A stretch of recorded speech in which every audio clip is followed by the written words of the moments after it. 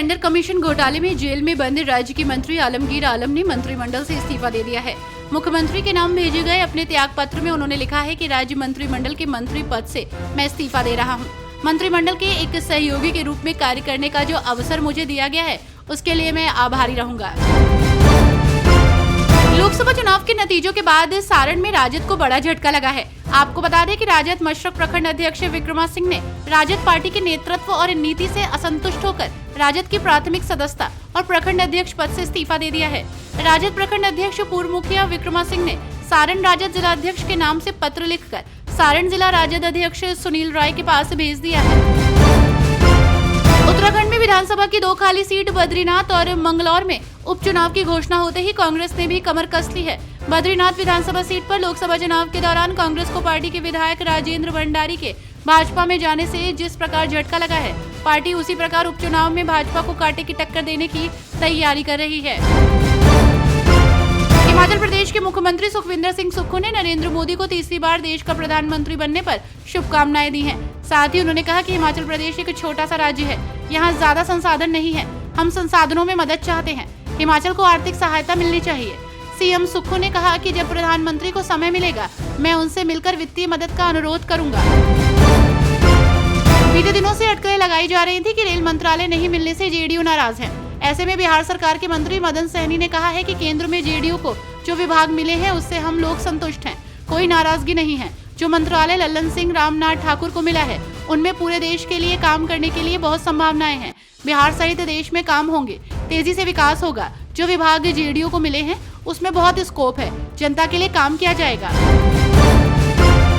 NDA सरकार पर आप नेता संजय सिंह ने एक बार फिर से निशाना साधा। उन्होंने कहा कि बीजेपी के नेतृत्व वाली तथाकथित एनडीए सरकार के मंत्रालय की घोषणा हुई।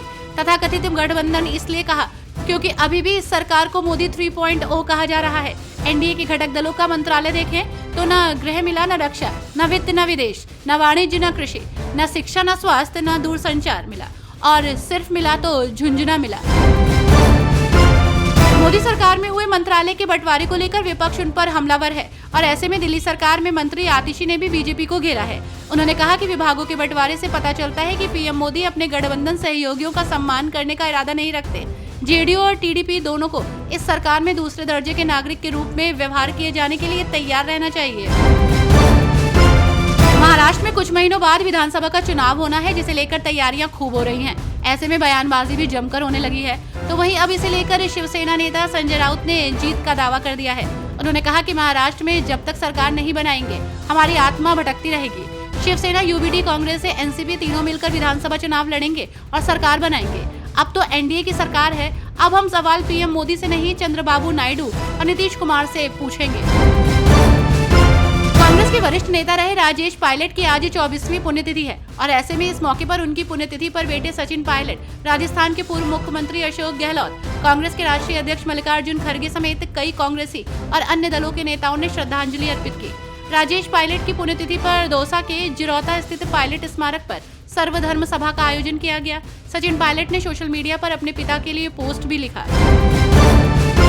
हरियाणा के सीएम नायब सिंह सैनी ने एक बार फिर कांग्रेस पर निशाना साधा। उन्होंने कहा कि देश के लिए दुर्भाग्यपूर्ण है कि एससी और एसटी का आरक्षण धर्म के आधार पर दूसरों को दिया गया। यही काम कांग्रेस ने कर्नाटक के अंदर किया है, यही काम टीएमसी की नेता कर रही हैं। ये सोची समझी योजना के तहत देश के अंदर भाईचारे को खराब करने का काम किया जा रहा है।